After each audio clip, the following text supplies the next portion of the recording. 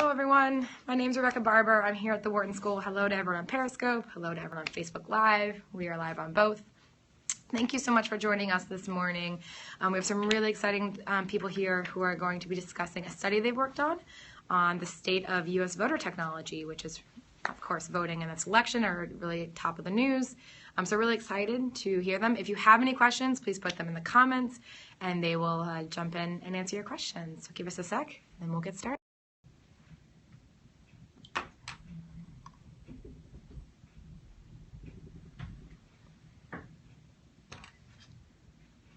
All right, you guys mind introducing yourselves? Sure. I'm Matt Caulfield. I'm a doctoral candidate at the Wharton School and was part of the team that worked on this project. My name is Lauren Hitt. I'm a professor here at Wharton in the Operations, Information, and Decisions Department. I work in the area of information technology economics. And I'm Gregory Miller of the OSET Institute out in Silicon Valley, a co-founder and a principal investigator. Great. Do you guys mind explaining how the study got founded? Sure, I'll take it from the OSET Institute. We had an opportunity to engage with Wharton a while back on looking at sort of the business aspects of this industry. We focus on the technical aspects of election technology and voting machines, and it struck us that for all the work that we're doing trying to figure out some of the challenges with voting machinery today in its very archaic and obsolete state, we needed to step back and take a look at the industry as a whole. There are two other studies that have examined the industry. First, the Presidential Commission on Elections Administration's report, the PCA report, a so-called White Book. And that was followed last year by the Brennan study on the voting machine crisis. We refer to that affectionately as the Red Book. And so this third study was to sort of take a look at it from the standpoint of the industry and the business and the structural elements of the marketplace, as opposed to looking at public policy and the front lines of democracy at the polling place. Great. And what was the objective of this study? So I'll take that one. So the idea is to do an industry study of the election technology industry, with the premise being that the structure of the industry determines what products are available and at what cost to the people making the purchases. And the idea was, common kind of business school type of analysis that we do a lot here, is to, by understanding the industry a little bit better, to help people make better decisions, help buyers find the technology they want at a reasonable cost, help vendors make decisions about what technologies to invest in and how to bring them to market, and also to help the policy folks understand what kind of rules create a healthy industry. A healthy industry being one where customers can get the products they want at a low cost and vendors can make money offering these products so they have an incentive to do so. Great. And how did you actually conduct the study? Sure, I can talk a little bit about that. So the team consisted of Greg and Lauren as the principal investigators, and a team of 6 students, 3 undergraduates, and 3 MBA students. So we had a lot of diversity in our team to work with, and different backgrounds and with different expertise, and that was done on purpose. And we basically began by sort of acquainting ourselves with the election technology market itself. It was a new topic to a lot of us, so we just sort of started going through source material. We interviewed key people in the market, including vendors, technologists, regulators, and election officials themselves. And I was able to attend the Election Verification Network conference, where I met with a lot of the major stakeholders in the area. We also relied upon in our report a data set from the Verified Voting Foundation that was used in a previous report, as Greg mentioned, the Brennan Center report. So we had a lot of rich data to work with and sort of mold into the study that we think is very insightful. Great. What are the key observations that you can let us know? So I'll take the lead on. I think Matt will fill in a little bit more as well. So the industry is not that large. It's about a $300 million annual industry. Numbers are a little fuzzy, but that's about the right size, which seems like a lot of money, but it's sort of in comparison to state level IT or government IT, it's a very small fraction of a percent. It's about the size of sort of one large company's annual IT expenditure. There's only a few competitors in the industry right now. There used to be more. It's increasingly consolidated, so it's dominated by about 3 large firms and some other small specialty vendors. But there's a lot of buyers. Election technology is purchased by county election officials. There's more than 10,000 of them, so you have a small industry with a few competitors and a lot of buyers, and that creates some structural issues, which we'll talk about a little bit more. The industry might get a bit bigger, though, in the near term. It's been recognized that a lot of the systems that went in the last couple decades are now running near the end of their useful life. And estimates place the cost of replacing all this technology as high as $3 billion. So the industry might expand a bit more in the near term as these systems essentially have to be replaced. One of the things we took a look at is to try to get an understanding of the degree of competition in the industry. And one of the ways in which you measure competition is you look at something called concentration, which is basically how many competitors are in any particular locale, state, region of the country. And one of the things you find is that this industry is highly concentrated by almost any metric. 18 states only have a single vendor that provides all their election technology. And even the sort of least concentrated state, which I believe is Tennessee, would be considered highly concentrated by most standard metrics. So the concern is that highly concentrated industries are somewhat less competitive, and that might have some side effects that might be undesirable. One of the things that people have been concerned about in concentrated industries is just prices are too high, there's not enough competition. It's not obvious that's the case here. It doesn't seem to be sort of the primary issue because there's pretty aggressive competition when these contracts are originally signed. But another aspect of competitiveness or competition generally, is that industries that are concentrated have less competition tend to have a little bit less innovation. There's fewer products on the market than there otherwise would be when companies are coming in and out.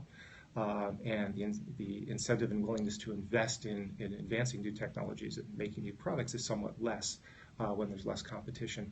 And some of the concerns about the industry seem to suggest that that's an issue. Right, and it's worth saying that some of this concentration is actually on purpose to some extent, at least within the state. So one of the ways buyers of voting technology, namely districts and states themselves, have reacted to these market conditions is some states have turned to centralized procurement. So a state will try to buy or finance or encourage going with a single vendor for the entire state, someone like New Mexico.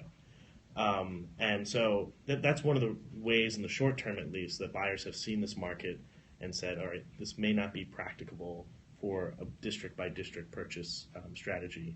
And so we're going to have centralized procurement. Another way buyers have reacted is sort of forming buyer coalitions. We haven't seen this a lot, but we have a couple case studies that we look at to see how effective that can be. For example, some counties in Florida need multilingual elections technology, and it was difficult for them, any single county, to extract those from the vendor that was servicing the area. But when they got together and said, we collectively want this specific system or this specific feature, it worked out for them. And another way counties have reacted is actually trying to build in-house election technology and innovate within their county by collaborating with experts in design and technology, cryptography, and other relevant areas for the election technology industry. So we see this in Travis County, Texas, and LA County, California. And so we also discussed that in our report to sort of see what is the next chapter in the elections technology market. What are the things that are going to change, that are going to change the market landscape drastically? Excuse me. We also sort of look at different areas of possible innovation that could be a market force. So we look at perhaps changing certification models, that allow more modular technology or modernized technology that can last longer, can be cheaper for states and counties. We look at off-the-shelf use of off-the-shelf hardware, so the possibility for using hardware that's not designed in a monolithic system by a vendor, but you can buy off the shelf, you can buy a part and replace the part instead of having to have the entire machine serviced. And we also look at possibilities for different commercial options, so the possibility of open source technology, and Greg at OSET has been a huge resource for this, talking about the possibility of shifting from a private model which values proprietary information to a model in which election technology, much of it can actually be open source to spur innovation and reduce costs. Well, some of it. Some of it, yeah. I think it's very important to understand that the challenge that the industry has had from a technical perspective has been this notion, as Dr. Hitt referred to, this monolithic machine. And it's a very archaic model by modern standards. And the option to move to a more modular system where you have separate devices for casting and marking a ballot to printing a ballot to counting a ballot, that more agile, flexible model presents some interesting opportunities for cost savings, higher integrity, usability quotients, et cetera. The challenge is how you actually certify that so that it can actually be put into production. One option is to begin to separate hardware from software. And I think it's safe to say that the software layer is ripe for opportunity in considering how that software is developed and maintained and distributed. Hardware is hardware, and it's going to continue to be manufactured by hardware makers who have the traditional vendor interests in hardware, and I think that makes sense. Right, and I guess I can just sort of close by talking a little bit about what we think is a lot of barriers to innovation that are existing in the market. Not all of them are necessarily merit removal. Some of them make sense, but some things we've seen that sort of inhibit innovation in this market, which we see as one of the biggest problems with the market itself as it exists.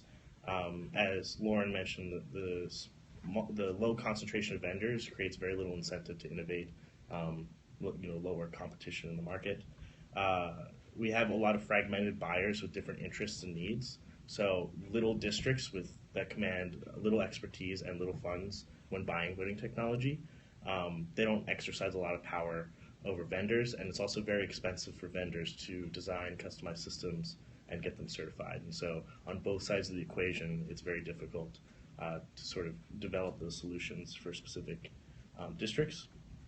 There's long procurement and funding cycles. So right now, many of the machines in the United States are over 10 years old. And so we talk a little bit about the skill drain that happens in districts that are buying. So a district that hasn't purchased election technology in a decade does not have the experience of what they would have when they're purchasing maybe stationery or pens, which they order every month. So those are just a few of the barriers to innovation we discussed in the report. And I'll also add, one of the things that's been observed is that periodically it's recognized that this is an issue, and then money comes into the industry either from various sources, either private foundations or governments step up and decide to replace this technology. And there's a flurry of activity surrounding that, and then after that it kind of fades away over time. So one of the things that's been also an issue is this sort of unstable funding process where money comes in big blocks in short periods of time and then disappears for a while. It makes it difficult for everyone to do sort of long-term planning. And if the vendors don't believe that there's people with the resources to purchase their systems, they're not going to innovate. And so finding a more stable long-term source of funding is also an issue that's played a big role here. Great. And obviously everyone is talking about the upcoming elections in November. How do you see that there are potential implications for the election with this technology? Well, I'll take a stab at that since we're staring a lot at the technology. I don't think there's any surprise to anybody that this could be a very interesting and if not contentious election this fall. The last time we saw something like this where there was a strain on equipment and you had no incumbents was all the way back to 2000, what we like to refer to as the somewhat affectionately as the Chad Fest of 2000 in Florida. This time there won't be hanging chads and magnifying glasses. This time there will be social media. This time there'll be machines throughout the country that have no paper ballot of record. That is to say, there's no way to perform a recount. You can only rerun a memory card and look at the same tally over again. So we imagine that the potential for some unfortunate difficulties this fall could exist. It's a fact. We could even see the worst case scenario in my mind of one candidate winning an electoral college and the other candidate winning the popular vote, and then you're forced to recounts that may not be all that easy to do. So I think the strain that we're going to see on the machinery is going to really bring this to a head, that we've got to do something, and replacing relics of relics is not the solution. Is there anything else you guys like to add? Yeah, I think I could add to Greg's answer, and he sort of mentioned at the end, but one of the issues we're having now is, when they rebuy machines after machines are too old or need to be replaced, a lot of people see it as bad money going after bad, right? So the machines as they exist are very hard to service, are very expensive to maintain, and so that's one factor to consider. Yeah, unfortunately, innovation has devolved to a guarantee of spare parts for many jurisdictions. This hardware is no longer manufactured. The operating system is frankly no longer supported. I mean, in many cases, we're looking at operating systems of Windows 2000, Windows ME era. I think the biggest thing to consider for people is in the last 12 years, you've probably changed your mobile phones and your computers at least a half a dozen times in the last 12 years. And most of these jurisdictions are still living on the same equipment that when it was introduced in 2005, along came the iPod 2, and that equipment at that time wasn't even state-of-the-art. Very interesting. When will the study be out for everyone to read? Well, I think we're targeting just after Labor Day. Yep. Yeah, Great. yeah. We hope to have an event around that. Perfect. Thanks so much. All right. Well, thank you everyone so much from Periscope land and Facebook land for joining us. We appreciate it. If you have any questions, let us know. We will make sure to put in the comments on Facebook the link so you can stay up to date and get emails for when the study actually comes out. So thank you so much. We really appreciate it. Have a good one, guys.